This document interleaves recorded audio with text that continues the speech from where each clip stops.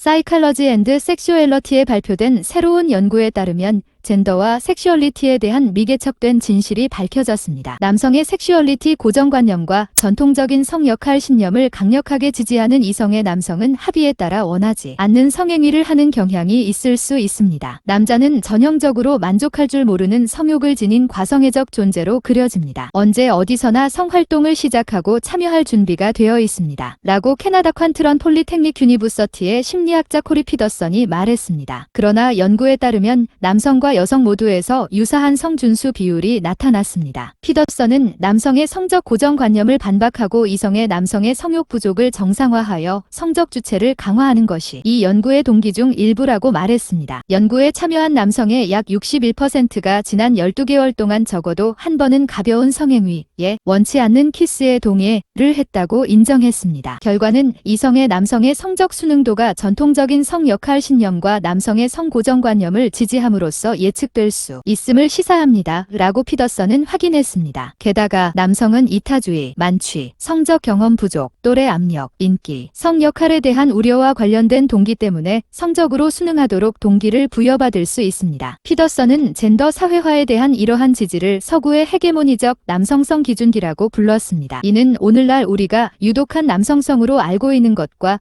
대부분의 특징을 공유합니다. 이러한 기능은 다음과 같습니다. 과잉 남성성, 성적 자기주장, 과잉 성욕. 다른 유사한 개념과 성적 수능을 구별하기 위해 피더슨은 섹슈얼리티 연구에서 세 가지 중요한 개념을 정의했습니다. 성적 욕구는 성적 경험이나 활동에 대한 욕구의 감정적, 심리적 및 또는 생리학적 느낌을 나타냅니다. 성적 동의는 동의 또는 의지를 전달하는 인지적 의사 결정 과정입니다. 성적 수능은 개인이 원하지 않는 성적 활동에 참여 및 동의할 때 발생합니다. 예를 들어 누군가가 이타적인 이유에 파트너의 필요를 충족시키기 위해 또는 확립된 관계 규범에 대한 존중에서 원치 않는 성행위에 동의할 수 있습니다. 커플의 성적 수능이 장기적으로 미치는 영향을 조사하기 위해서는 더 많은 연구가 필요하지만 피더슨은 반복적인 성적 수능이 관계, 특히 관계의 질, 성적 만족도, 개인의 정신 건강 영역에서 관계에 부정적인 영향을 미칠 수 있다고 경고했습니다. 그러나 피더슨은 성적 준수가 도움이 될 수 있는 예로 유지 섹스, 관계에서 예정된 성행위의 세션을 언급했습니다. 유지 섹스는 종종 한쪽 또는 두 파트너 모두를 대신하여 성적인 수능을 수반합니다. 즉, 성욕 부족을 비롯한 여러 가지 이유로 파트너 중 한 명 또는 두 명이 참여하는 성행위를 원하지 않을 수 있습니다. 라고 피더슨이 설명했습니다. 피더슨에 따르면